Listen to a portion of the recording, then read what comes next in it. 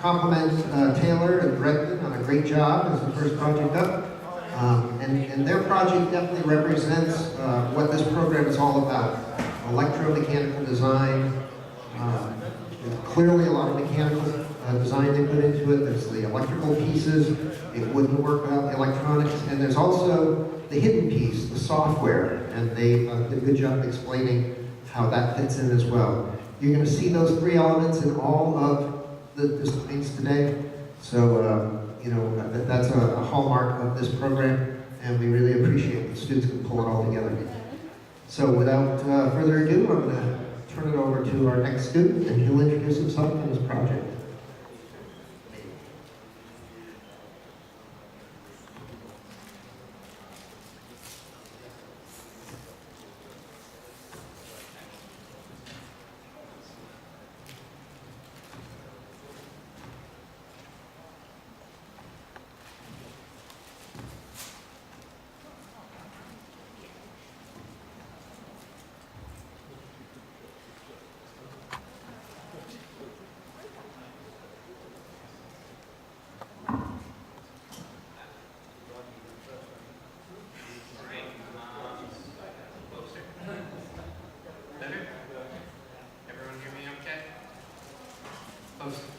How about now?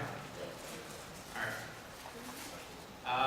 So I'm Connor Murphy, and I will be presenting on my automatic concrete tester today. So to give you sort of an order of how the presentation will go, we'll start out with some background info, standard test procedure, problem statement, solution, then we'll talk about time delays, and mechanical, electrical, software, go into work breakdown structure, budget, and then some questions.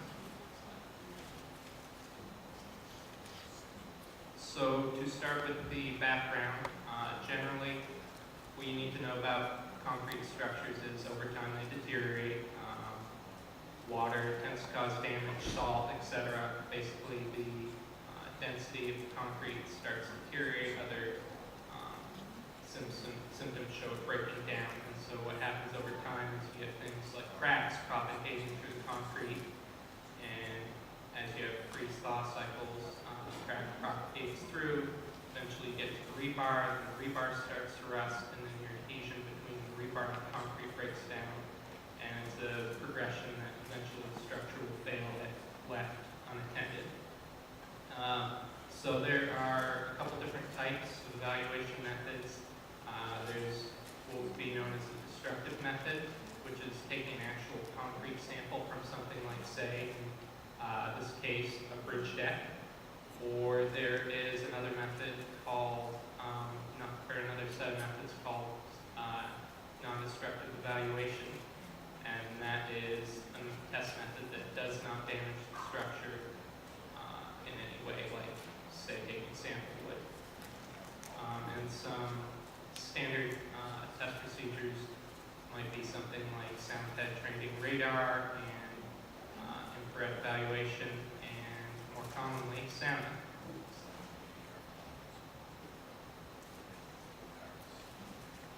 Currently at the state of Vermont, sounding is the current standard test procedure. That involves taking a hammer, see in this upper slide, and so what the technician will do is take a hammer and they'll go around a section of visibly bad concrete. That's something that tends to have, sections of the aggregate start to pop out. Aggregate is the rocks and stuff adhering the rocks together. And what they'll do is they'll go around and they'll look for sort of an audible barrier. And so what happens is they'll take a hammer and hit the concrete in one spot, and you'll have a thud, a dull thud, and that designates bad concrete. And you'll go in another spot, and it'll have a nice ring to it, and that designates good concrete. And so what the technician will do is they'll work their way around a bad section of concrete, and they'll mark out an area. So when it's all said and done, you'll have a perimeter marked out with something like paint, and that'll tell the contractor who does the repair work that there's bad concrete here. And then what the state will do is the state will say, I know there's bad concrete in this area. good concrete. So the overall volume of the material to be replaced is left open-ended. And another method, which is similar, is the chain sanding method. It does the same thing. There's not as much resolution on where the boundary is, but you can cover greater areas in a shorter period of time. Next slide. So before we go into time delays and talk about the project, there's a basic concept that needs to be, I guess I'd say, clear about how sound travels through materials. And one thing that needs to be known is that the speed of sound through a given material in air or in concrete is generally considered constant. And so with that example in mind, I'd like to point out an example where one person speaking yells to two other people here and here, two distances apart. So one's 10 feet away, one's 100 feet away. Now, if the speed of sound through air is constant, that means the sound from the person yelling to the person who's 10 feet away will take less time than will the sound from the speaker to reach the person who's 100 feet away. Now, this time of travel for the sound to reach from the sender to the recipient can be called a time delay. Next slide. So to go into the problem statement, I was to create a device that automates the sounding process. It should do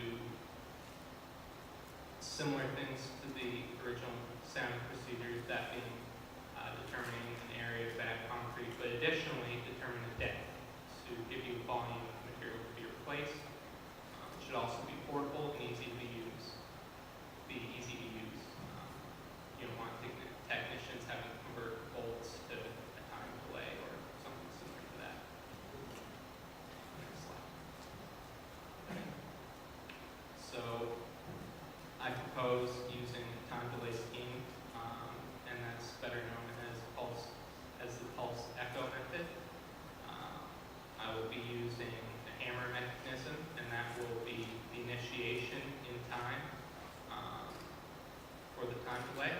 And I'll also use two microphones, which will measure the time it takes for the sound through the concrete to reach two predetermined positions further along the concrete. A microcontroller will be used to measure those time delays and calculate thickness. And finally, all of this should be assembled on top of the bridge rather than, say, on the side or the other side for, again, linking back to the easy use and portability. Next slide. So this is my current system diagram. We have the concrete deck here, or concrete slab, and so I have a hammer mechanism over here. And so what happens is this metal slug is part of the electric circuit, and when it drops, it hits this copper plate, and so that sends a signal to the microcontroller saying this is the beginning of the time delay, and then it waits, and these red lines are the sound traveling through the concrete. So what will happen is it will go through the source, it will hit a boundary, some of it will go through to the other side, some of it will reflect, and again it will hit this other boundary, some will go through, it will hit the microphone, some will reflect back, and the point being that once it hits this microphone, that'll be, the microcontroller will measure the elapsed time. And the same will happen once it bounces through, it hits this second microphone, which is further away. Currently, I have everything read out on a PC. Eventually, that will be replaced with an LCD screen, which will be contained within the card, which is designated here. Next slide. So to go a little bit more into the timing mechanism, so power will come from the microcontroller, and what will happen is there's a current limiting resistor. If I had just a hammer and a copper plate, it would lead to a short, and that would potentially damage the microcontroller. And so what this allows is a voltage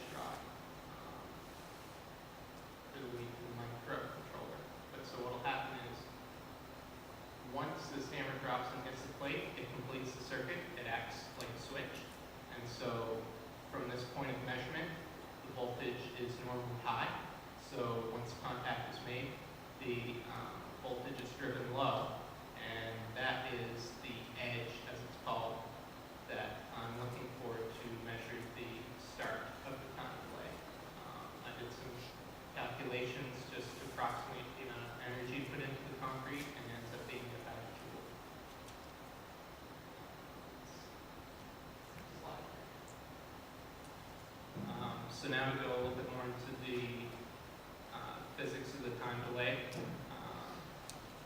So these three sections are, the same hammer mechanism and concrete deck, just at three different positions in time. So this is the initial state. The hammer is raised, and you can see this is a green lead right here. This is the lead off the copper plate and the hammer mechanism, and so it's in its normally high state, meaning that contact hasn't been made.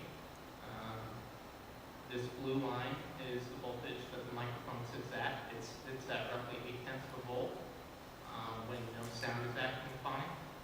And then it's the next section in time, so the hammer slug drops, makes contact, sound is made. You can see here that this is the falling edge we're looking for, designating the start of the time delay. This is the third section in time, and this is when the microphone starts to respond. So it'll start to go up and down in response to the sound hit. And it's this spacing between this falling edge of the hammer and this rising edge of the microphone that is used to measure, to designate the time delay. Next slide.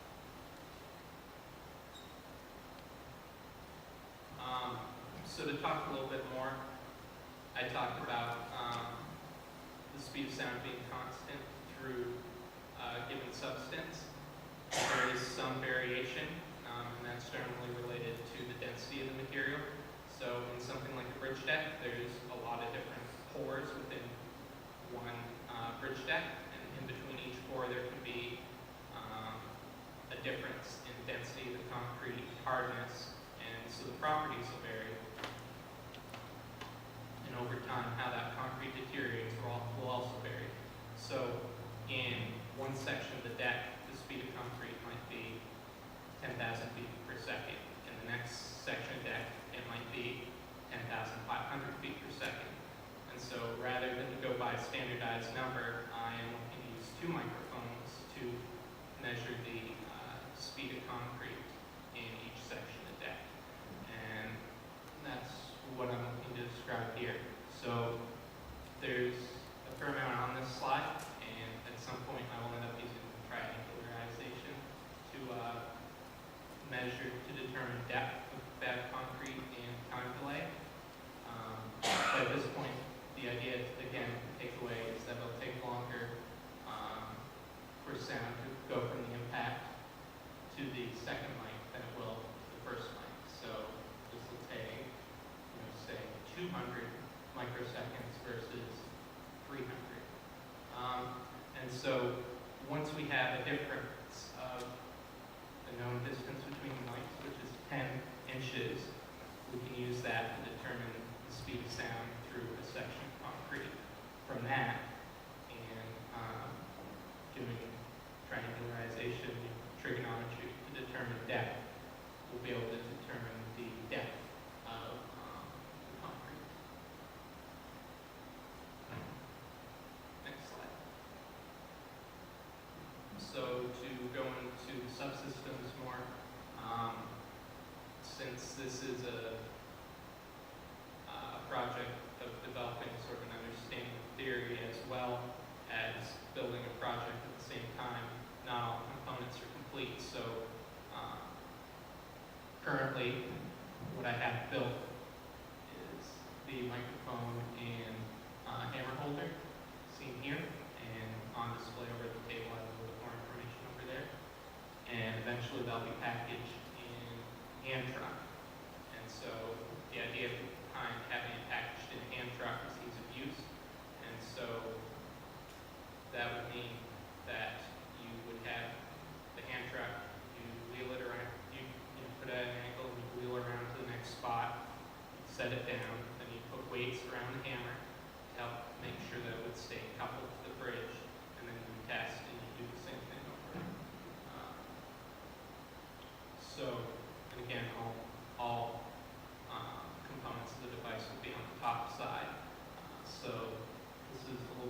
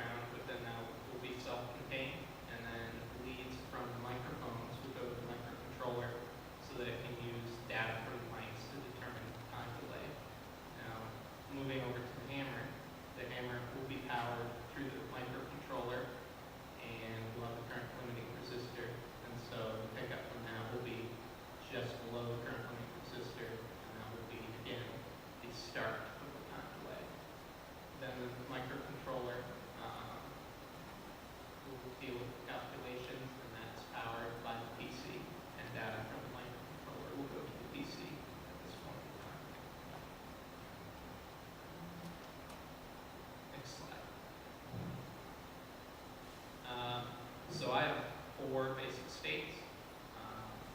The initial is the arm state. Measure channel 0, measure channel 1, calculate state. An important note to take away is that channel 0 and channel 1 on the ADD converters on the microcontroller, and that takes an analog signal, so something like that, something like the waveform of the sound, converts it to basically ones and zeros for the microcontroller to do calculations on. Designates 0 as the first port and 1 as the second port. And next slide. So this slide better breaks down the different states. And so within the arm state, you wait for the hammer to drop, and that's that first contact. Sound starts to propagate. So once the hammer has made contact, that sends it to the next state, which is the measure channel 0 state, through the ADD converter on the microcontroller. Data starts being converted from this microphone.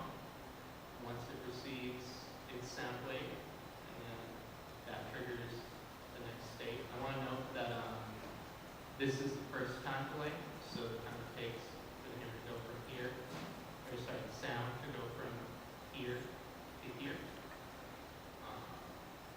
And then the next state is measured channel 1, and so once the sound reaches this far microphone, that sends it into a calculated state in which the microcontroller does its time delay calculations. Next slide.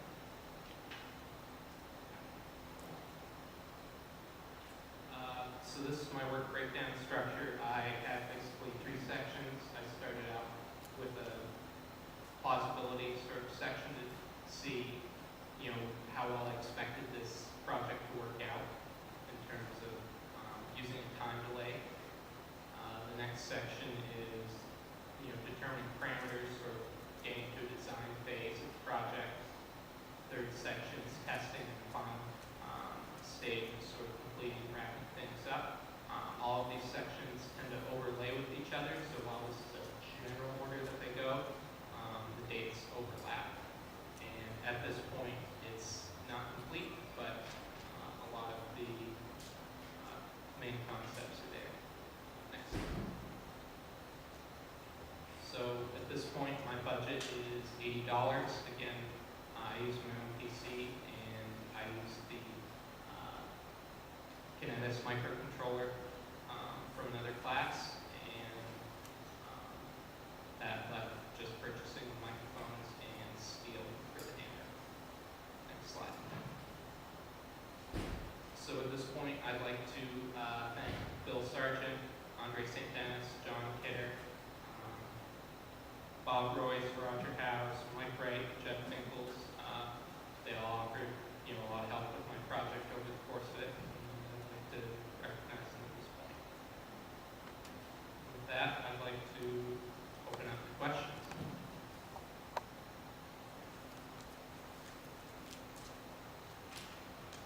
Now, what sort of boundaries are you going to be detecting with this? Like actual bottom of the concrete or cracks or what? So eventually, this will be, I'd like to use this for crack detection. Generally what happens in a bridge deck is they have what's called a delamination, and it's basically crack propagating through, and those tend to be parallel to the surface of the bridge deck. And so eventually I'd like to be able to determine where those occur. But it might also be able to be used to do an evaluation of the quality of the concrete. You mentioned you were going to use a battery pack for the microphones. So the reason why you're using the battery pack, not power off the laptop or anything? At this point, it was done basically in terms of how the project developed. So testing of the microphones came well before the other parts of the project, and so I started testing with the microphones first, and I wanted something that was portable. So it's sort of at a stage that's in between right now, where C, which either uses its battery or is powered off the wall, but eventually I want the whole unit to be battery powered. Technicians using this on a bridge deck, and you can't shut the traffic down, as the traffic pounding across the outside of the deck will affect it. Right. So at this point, I'd have to do measurements. I mean, the sound does attenuate as it goes through the deck, and so I'd have to do an evaluation to see how much of that sound from the traffic, you know, what sort of level that's at by the time it reaches the test surface.